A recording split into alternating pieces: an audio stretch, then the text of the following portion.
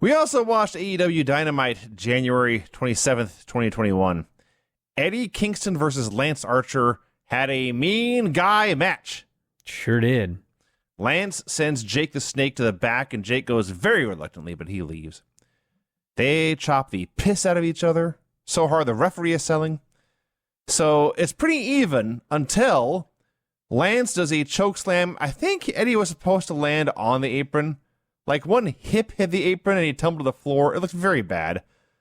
And they're brawling outside, and Lance rams Eddie into the camera that is on, which somehow I've never seen before. I don't know how no one's ever done that before.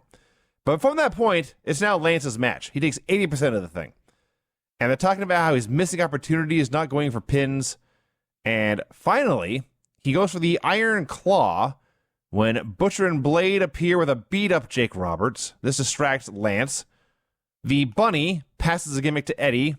Eddie hits a loaded back fist and wins. And then, as Shivani notes, quote, Lance Archer kicked Eddie Kingston's rear end in this match. He did. He still lost. And they beat up Lance for a while. Yeah, I thought it was a fun match. The choke slam on the apron looked like it totally sucked. Lance did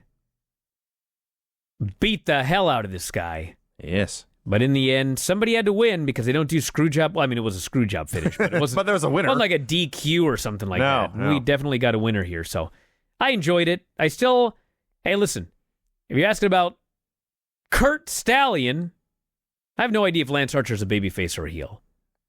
No, this entire Eddie, Lance, Eddie Death is Triangle absolutely feud. a heel. Okay. No question. Is Pac a babyface? Pac is a babyface. Is he? All right. The bastard, you say? Yeah, the bastard. Yeah, he's a babyface. Dude, the see. fucking Texas rattlesnake, dude. Yes, he's a babyface. Tonight on Dynamite, the Young Bucks and the Good Brothers team up to face the Dark Order. Cody responds to Shaq. Dax Harwood versus Jungle Boy. Britt Baker versus Shanna. Hangman Page faces the Hollywood hunk, Ryan Nemeth. When was the last time you heard anyone called a hunk, by the way? That's his gimmick. Realize this. That he's a hunk. I see. And Chris Jericho and MJF versus the Varsity Blondes. So at this point in the show, and I think actually by the end it's still official, there's only one match officially booked for the Revolution pay-per-view in March, which is Team Taz versus Sting and Darby Allin in a street fight. They put the graphic for this match on the screen, seriously, at least a dozen times over the course of these 2 hours. So it's everywhere. There's no way you do not know that Sting and Darby Allin are facing Team Taz at the pay-per-view. Jon Moxley is trying to figure out who is on whose side now. It's very complicated. Can't figure out if the Elite like each other, the Good Brothers like the Young Bucks, the Young Bucks like Death Triangle, where Eddie Kingston fits in. He doesn't know. He explains he's a very simple man. He likes his beer cold, his coffee hot, and he likes to have sex in the morning to start the day right. He trusts his right hand and his left hand. He loves a good six-man tag. So Pac and Phoenix, they need to get ready for gang warfare. He doesn't know what's going to happen at Beach Break, but it's going to be wild. Yeah, it was a good promo.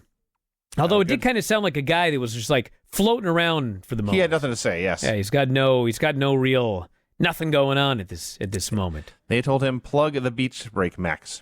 He says, okay, it's a six-man. All right. Darby and Sting do a promo. And Sting is upset that Taz called them hoodlums. And Darby says, well, I am a hoodlum. And he breaks a window with his skateboard. Actually, he throws a skateboard into a building through a window. So I hope he's got another skateboard handy. He says, in the streets, it's all about survival. I am a hoodlum. I'm no different than you. And Sting looks at Darby. He looks at his bat. He breaks some windows. He says, I guess I am a hoodlum. At Revolution, it's going to be a street fight. I liked it because they gave Darby a lot to say. A lot of times you see these legends come in, and I mean, there's two things that people normally do with legends. Both of them are wrong. One is WWE runs Legends Night, and they make all of the legends look like fucking nerds and losers and geeks. And so by the time the show's over, you're just depressed. And then the other thing that people do is they bring in a legend, but then the legend takes over the show. It's Hunter running roughshod. So it's like they give Darby a lot to do. Like Darby's Darby's of equal, he's an Yes. equal star to Sting. Yes. You may not think so, but he's portrayed that way. Yes. And I'm sure at the end of the day, they hope that Darby becomes a much bigger star than the current Sting. It's going to be tough to be as big a star as the actual Sting. They can hope. Because that wrestling he just surpasses isn't like classic that Sting, anymore. But yes. I mean, a lot of people watched that 45-minute match. A lot Yes. more than watched anything this week. Yes. Chris Jericho and MJF versus the Varsity Blondes. So they went out there, and the whole point of this was Jericho and MJF won their Inner Circle Tag Challenge. They are going to be fighting their way up the tag team ladder now, so of course they're going to win here. But they didn't come out here to just bury these guys. The Varsity Blondes took like 90% of this match, and for the most part looked very good doing it. Pillman in particular. This guy's a very sincere face. When he is reaching for a hot tag, he cares about his partner, and he wants to get there and help him. So they take like 90% of the match. Finally, Pillman does some kind of springboard, but he springboards right into a Judas effect. And then because Jericho botched the Lion Salt last week, he has to make sure he can still do it this week. He gets that in there. They win. He wasn't making sure that he could still do it. He was saying, fuck you, That's a better way to put it. probably to you right now, That's a better way to put it. for wording it that way. Confirming that proving to all of us, the doubters, the haters. Yes, he was I never hated shoving a lion salt up our ass. Yes, which sounds awful. So they win, but they did everything He they put could. lion salt in the wound. How's that one? That's better. That's Okay. better. They won. They did everything they could to help the Varsity Blondes out on their way to this win. But then MJF and Sammy Guevara are having still more tension after the match. I like this Griff Garrison bloke. Yeah, you look good. Yeah, he's a young, skinny guy. Obviously looks like a young Edge. Yes. Skinny. Reminds me of like a Sam Houston. That's not bad. You know what I mean? I've heard Kendall Windham also. Kendall Windham. Oh, he's way better than Kendall Windham. Remember when better. Kendall Windham debuted? Fuck, he was 50 pounds skinnier and 50 sacks of shit worse. God bless the guy. He got better. But like in the Yes. beginning, he was terrible. He was poor. Yes, Griff Garrison is far superior. Packed as a promo, the highlight of which is when he refers to Kenny Omega as Billy Big Bollocks and imitates him walking around with a giant pair of inflated testicles. You're attacking people from behind like a pack of dirty mongrels. Me and Phoenix will show you the true meaning of brotherhood. It was a great promo. We see Shaq. It's on the set of Inside the NBA. I don't know if it aired I on guess that Pac show. must have just got like an apartment in Florida or something, because I don't see a lot of traveling back and forth at this point. Oh, I'm sure. Yeah, he's found a home base in the Sunshine State somewhere. So Shaq's on the set of Inside the NBA. I don't know if this aired on that show or if it only aired the AEW award show, but he's calling Cody Rhodes a punk. Looks like a little girl with his blonde hair. Name the time and place. In fact, we can do it in March, he says. Funny thing about this Shaq promo is like, it's like they just woke him up. He was so low key and like, I can't say he was devoid of charisma because it's Shaq. Yes. And even Shaq, like sleepwalking through a promo, still charismatic. Yes. But this was not him at his most gregarious. No, this was Shaq at a 3. Yes. So they also show Jade Cargill calling out Brandy on that terrible waiting room segment. So Tony Schiavone interviews Cody. And I don't know why every segment in this feud has to be weird. But this was weird. So Cody explains he would like it to be a tag match with himself and Brandy Rhodes versus Jade Cargill and Shaquille O'Neal. But life got in the way. Life happens, he says. He's going to have a baby, so Brandy's unavailable. So then he defers to Arn Anderson. Now, the whole segment was built around Cody responding to Shaq. So why Cody deferred to Arn, I don't know. But Arn asks us to please have patience. And I thought, oh God. Arn asks Cody if the date June 29th, 1985 has any meaning to him. And Cody shakes his head no. Arn says, I was there. I saw Dusty Rhodes in the LA Forum. He fought Tully Blanchard for 30 minutes. Then he got in a private plane and flew back to Georgia to see you being born, Cody. So you're telling me when Arn gave Cody his own birth date, Cody didn't know the significance of that number? held no meaning to him at all whatsoever? Well, Vinny, it's possible. It's possible. Okay. When's your birthday's October 10th? Yes. I know this because of the famous Impact 10, pay-per-view 10, we had to yes. watch on 10-10-10. Yes. So let's say that I said, Vinny, does the date October 24th mean anything to you? And you would say, no. Right. Because his dad wrestled and then flew cross country. So it's possible that Cody's birthday, what day did he say? June 29th. Let's see here. Cody was born on June 30th. I was right. What does that have to do with the 24th? Because what? You went from the October 10th to October 24th. Oh, I meant October 9th. Okay. I'm trying to figure out my household issue as we're doing the show here, Vinny. I'm a little distracted, if you don't mind. All right. And even But yes. distracted, I was right. If you asked me October 9th, I would say that's the day before I was born. I would know that. 2 weeks after I was born, no, I may not know that one. So, Arn explains Shaquille O'Neal dominated the NBA court for 19 years. Jade Cargill dominates every room she's ever in. And at this point, he would like to bring out Red Velvet. So, Red Velvet comes out. And to be fair, she gets a much better promo than Jade Cargill has ever got. And a much better promo than most of the promos Brandy's ever got. She's tired of Brandy getting run down by a big-mouth coward who knows she can't defend herself. Cody would never lay a hand on Jade, but I will, because I'm Red Velvet, and I'm going to tear your bitch ass up. It's a great promo. It was a great promo, and the music plays, and they go away. Cody did like nothing here. It was advertised as Cody responds to Shaq. He never responded to Shaq, and he did very little of anything else.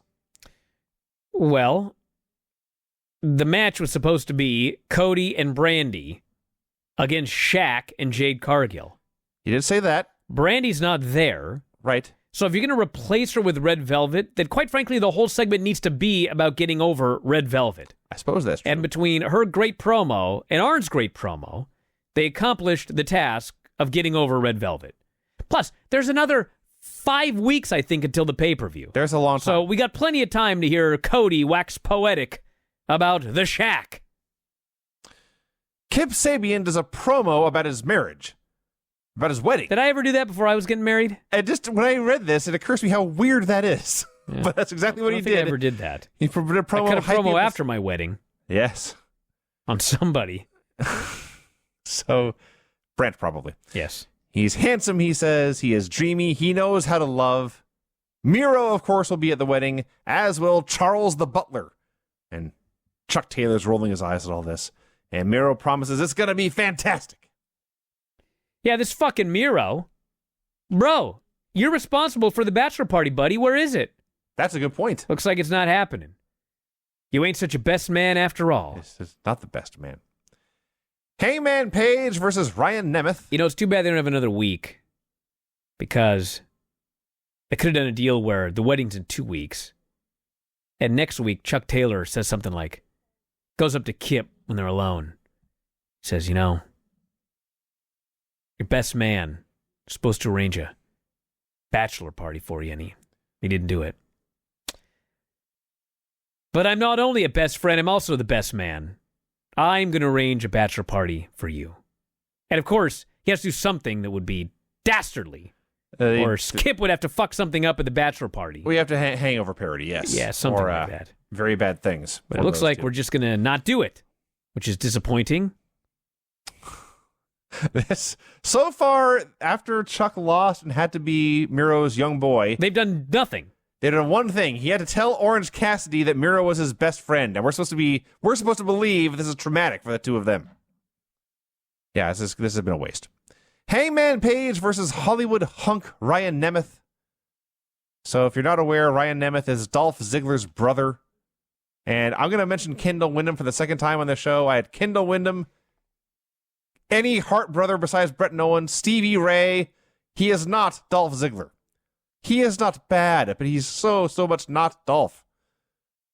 Matt Hardy comes out to watch after a match that goes much longer than it needs to. Hangman hits a bunch of lariats and the buckshot lariat and wins. Yeah, I was wondering why this goddamn match went so long. I couldn't figure it out. Hangman should have just beaten this guy fairly quickly, but that's what they do often in AEW, I've discovered, is you take a guy, Hot Young Briley used to be his name in Yes. WWE Developmental, and go like way too long with him. So that's what happened.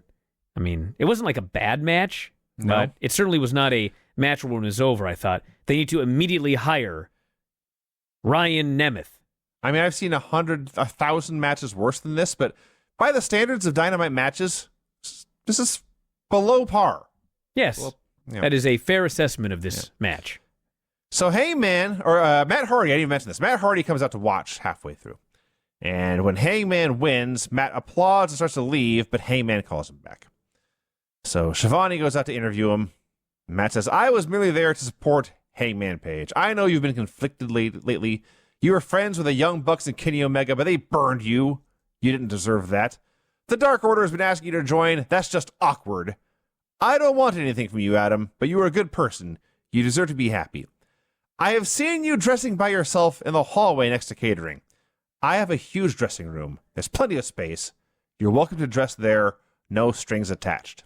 And he turns and he walks away, and Tony turns to Hangman and says into the mic, I think you should take him up on that. And that was the highlight of the segment. Which is funny because like Matt is clearly like a heel. He's screwing guys. He's turning. He is a manipulator. He cannot Yes, be he's trusted. manipulating. Mm-hmm. And now here he's clearly trying to manipulate the Hangman. But man, that was a convincing speech because Tony fell for it hook, line, and sinker. Well, honestly, I would rather dress in Matt Hardy's dressing room than the hallway next to catering. Well, I mean, it appears to me, my conclusion here is that this is a choice Hangman is making. He has not been banished from the locker room. He is merely choosing because he has no one he feels is a friend. Although, I don't know why it doesn't change with the Dark Order. Like, clearly they're buddies. I guess after he rejected them, doesn't want to lead them on anymore, wants them to move on. Dax Harwood versus Jungle Boy. Okay. Time for a speech. First of all, before the match starts, the stipulation was Cash Wheeler and Tully Blanchard were both handcuffed to Luchasaurus outside. So he would make sure they would not interfere, and they would do the same to him. And they did a whole video package with guys talking about the handcuffing, and they spent like 2 minutes actually doing the handcuffing. So the dumbest of dumb wrestling fans could not know this handcuffing was going on. It also gave us an excuse to play Tarzan Boy almost all the way through, so that was a plus. So this match begins, and like 20 seconds go by, and I realize I need to not take notes. I need to just watch this and concentrate and focus on it from start to finish. And I watched this all the way through, and I am a dedicated wrestling fan. I've been paying a lot of attention, and as someone who tried and failed to get in, I did a lot of studying of pro wrestling and pro wrestlers, try to see what I could learn and what I could imitate and emulate. Every pro wrestler in the world needs to watch Dax Harwood. This guy is so unbelievably good. Everything he does is worth watching. Sometimes I'll say, these guys had a brawl, and there's nothing more to say than that. Dax Harwood throwing stomps and basic punches and chops is so great. Dax Harwood circling the ring is so great.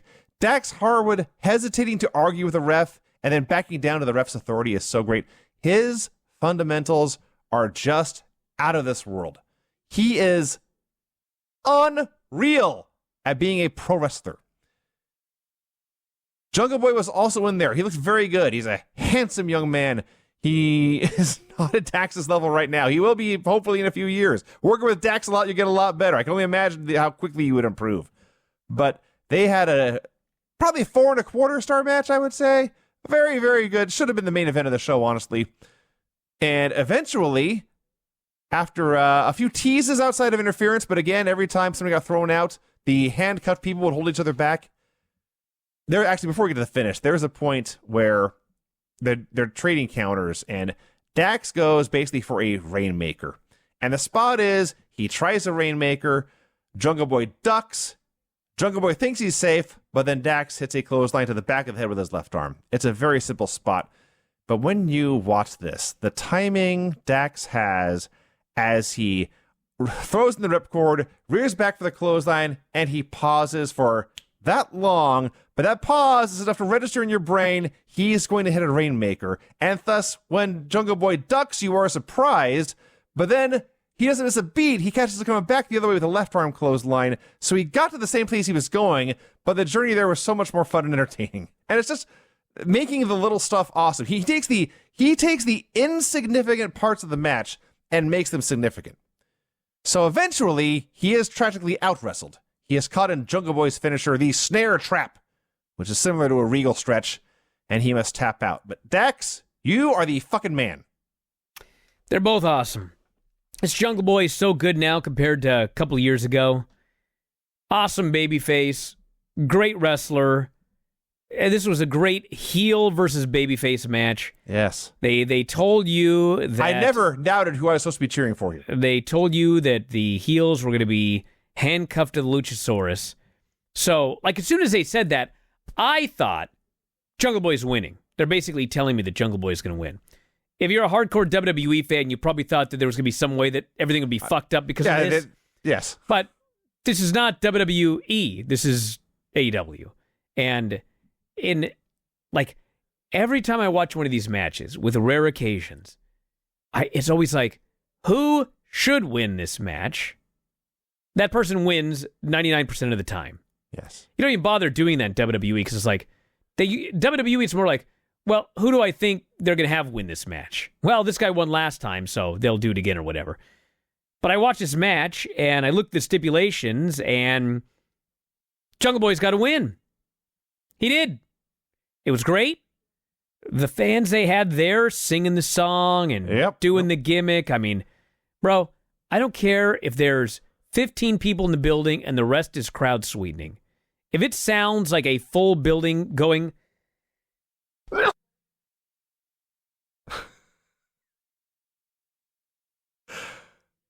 If it sounds like a full building going nuts for this young feller, great. If you could have sneezed the chorus to Jungle Boy or Tarzan Boy there. God damn, I practically did right there. But anyway, yeah, I thought the match was awesome, and I just loved it. It was the best match of the week. Yes. As noted yesterday in Observer Radio, I also watched Brody King Jr. Kratos, which had that crown until this match. God damn, this was great. And the right man won, as almost always. Yes. So afterwards, they're uncuffing Tully Blanchard and Cash Wheeler from Luchasaurus. And the heels wait till they're uncuffed. The cuffs are still on Luchasaurus' hands. But they are uncuffed. Then they throw powder in his eyes. They attack. They take him out. They triple team Jungle Boy, hit a triple slingshot suplex. They drag Luchasaurus into the ring. They do an absolutely terrifying double stuffed pile driver where instead of having Luchasaurus' head between one guy's legs so he can sit down and protect him, Lucha's head is between the two of them. So they had to be very careful sitting him down with that. But fortunately, they're great. No one died. And then they handcuffed that lizard to the ropes. And they got a pair of scissors. And they cut the horns off Luchasaurus' mask. Oh, those bastards. They threatened to cut the hair off of Jungle Boy, which would be a complete tragedy. But out comes Marco and Top Flight and SCU, and they chase the heels away, and disaster was averted. But they've deflowered Luchasaurus now. I presume the deflowered Luchasaurus is going to come back with an even more awesome mask. You can only think, yes. Yes. Team Taz is a promo. Taz briefly mentions how Ricky and Brian are going to destroy you guys, but they stop to see a merchandise desk, and Sting and Darby Allin merchandise is being sold. And so they absolutely lay complete and utter murderous waste to the two dudes selling t-shirts. We get a lawn dart spot into the trailer like it's the NWO again. Guys are put through tables. Hook is out there whipping ass. And the closing shot is Taz in the foreground, a close-up of Taz in the foreground, talking smack to Darby and Sting, while over his shoulder you can clearly see all four dudes in his team. Brian Cage, Ricky Starks, Will Hobbs, and Hook. And the framing and cinematography of that was something else. And that's all I have to say about that. And Brian has run for his life. I assume his house is on fire. So while his place burns to the ground, I shall soldier on and continue on with this show. It's Britt Baker versus Shanna, making her return to Dynamite for the first time in I don't know how long. Parts of this match appear to be edited. There's a point where Shanna is getting up to pose and suddenly teleports several feet to her left. Brian, is your house on fire? No, house is fine. Okay, good. Sneezing repeatedly, perhaps as a result of this strange thing that happened. You're allergic to danger. Yeah, anyway. You know who is a hoodlum is his hook. Oh, Hook's great. He's a hooklum. God. Did you actually say that? I did. You are a dad. I am a dad. Dad jokes. But you know what's funny? You know what's cool about dad jokes? When your kids are 4, they think it's fucking hilarious. I see. Yes. Gotcha. I can have her howling with laughter over the dumbest shit. Well, you gotta get her to Hooklam then. I gotta do it now while I can. Soon I will be uncool. Very. Yeah. I'll get about 2 minutes. But now I'm cool. Yeah. Yeah. So it's Britt Baker and Shanna. Appear to be edited at points. Shanna is running wild, and it's reverse of NXT in that Shanna is selling as we go to break, and we come back and she's getting near falls. How did she escape the heat? What was her comeback? I don't know. Rebel distracts somebody for no reason. I don't really know why. And then Britt just out-wrestles Shanna anyway, hits the lockjaw, and wins. And the match is pretty clunky. The post-match curb stomp was even more clunky. And then Thunder Rosa saves. Yeah, this was... What was it? Oh, it was the... Anyway. Match was there. MJF finds Sammy Guevara. Tells him he did not tell Wardlow to get involved last week. Wardlow is the worst employee he's ever had. He has gone so far as to dock Wardlow's pay. Sammy says, I'm not an idiot. I'm not fooled. You're a great manipulator. You fooled everyone else, but I know what you're up to. And Max asks Sammy if he wants to play it this way, and Sammy says he's not playing. Next week at Beach Break, there will be a tag team battle royal where the winner will get a title shot at Revolution. The Young Bucks are also in the match, and if they win, they get to choose their challengers. Penelope Ford and Kip Sabian will get married. Britt Baker versus Thunder Rosa. And Kenny Omega and the Good Brothers versus Jon Moxley and Pac and Phoenix. The Women's World Title Tournament is also coming up. The first round match will be Riho coming back to the company against Serena Deeb. We have a Good Brothers Young Bucks promo. The first time in 5 years they're wrestling together, a Bullet Club party. And the Good Brothers are very excited. They're going to beat the Dark Order tonight. Then they're going to beat up the Lucha Brothers next week. And the Bucks are cool with all that, but they want to make sure that Don Callis does not get involved. And before the Good Brothers can really respond, Kenny Omega interrupts. He wants to talk to them. Don Callis is with him. The Bucks go after them again. Omega has to run interference, and then the match starts. So tension is on the rise here. You know what I got to say about this main event? It's Dark Order versus the Bucks and the Good Brothers. And the story of this match is that the Dark Order beat the shit out of both sets of tag team champions for the majority of this match. And every single one of them got a chance to run wild. And I keep waiting for one of them to get cut off, but they just keep beating on the Good Brothers and the Young Bucks. And then finally at the very end, they get cut off and power bombs all around the apron. And then the Good Brothers hit the Magic Killer on Grayson. Young Bucks follow up with the Meltzer driver, and they get the pin. Mm-hmm. So these Dark Order fellas, obviously, since the death of Brody Lee, they're over. They're super over, okay? Mm-hmm. Yes. So obviously, my point in all of this is they've got this situation here in AEW where they've got this Dark Order that's super over, but they're not in any major plans. No. Okay? So there's like a few things that you can do here. If it were WWE, they'd probably just be taken off television. Or beaten every week. Well, I don't think they'd be beaten Which every I guess week, they were beaten, but yeah. I don't think they'd be beaten every week. But my point is, like, there's a few things you can do when you've got an over group, but you actually don't have any plans for them. Like, you could just have them go out there and beat random teams every week. Sure. But, like, what's the point? Yeah.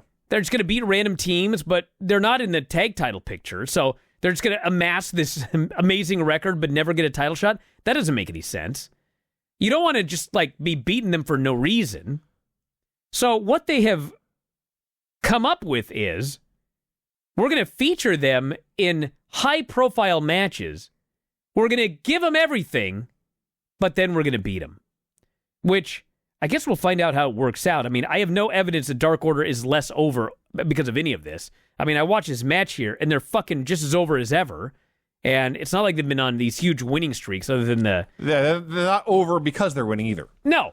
So I was really fascinated by the way that they did this, where they put him in the main event. You knew they weren't going to win. No. And they're in there with both sets of tag team champions. So, I mean, you could argue that the tag team champion should have been a showcase match for them, but it wasn't. It was all about the Dark Order, giving all these individuals a chance to shine. But you have to beat them because they're not figured in plans. There's no reason to have them be winning matches. Whereas the other team is figured into plans. Yes. So I didn't mind at all that they lost. They are beloved comedy geeks now, but they are still comedy geeks. Hangman Page said no to them last week, and they had to cancel their party on the fly. Yes, but the way that these matches are booked is my other point. It's like you never feel like they're being buried, even though they're losing all of these matches. Not at all. Not one bit. Yes, that's good. So my other question about this is, I haven't been paying attention to the Young Bucks entrances throughout the year, but maybe they've always had this graphic and I just never noticed.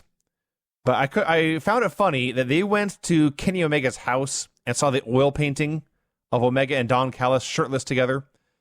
And then they come out here for their entrance this week, and there is a big giant video on the screen of Nick and Matt flexing. And on his biggest day, the Ultimate Warrior was no match for the physiques these men had in this graphic. Hey. Maybe it's always been there. I just never noticed it before. But if they threw that in as a response to Kenny and Don's oil painting, that's amazing. So the Bucks do a promo about the Battle Royal. They point out if they win, they can pick anybody to challenge. And they eye contact the Good Brothers. But the Good Brothers are down with that. They all did the Too Sweet thing. And Rey Fenix runs out to fight. And there's this big brawl going on. Moxley's out there to even the odds. And the big final spot is Moxley is alone in the ring. Kenny Omega runs out to hit him with a belt from behind. But Moxley turns, sees him coming, kicks him, paradigm shifts him, kills him. It's actually the exact same thing as what happened to Jesse Kamea in the tag match on NXT. Kenny essentially got the hot tag by being the last guy to run out, but he hit the ring and was instantly killed. Yes, this was total Steve Austin stuff. Yes. Where this guy is not a dumb babyface. No. The babyface is the smartest guy in the ring. And this dastardly heel runs out, and he's going to try to jump this guy from behind. Moxley just casually turns around, boots him, and gives him the DT. I love that spot. Yes. Because your babyface is supposed to be smart. Your heel is supposed to be dumb. Yes. This is fucking common sense from the dawn of fucking time. Yes. And they got it right. I thought this show was awesome. Do we need to bother voting? I believe we're both voting for All Elite Wrestling. I mean, this actually, sometimes we'll go, well, it was close, probably a 10-9. This was a 10-8 week. Yeah. I thought AEW smashed them. Dynamite was awesome, everyone. Yeah. Go watch Dynamite if you want. And it was so good that they smashed them, but it wasn't like NXT sucked. Right. NXT just existed this week, whereas AEW was a very, very good show.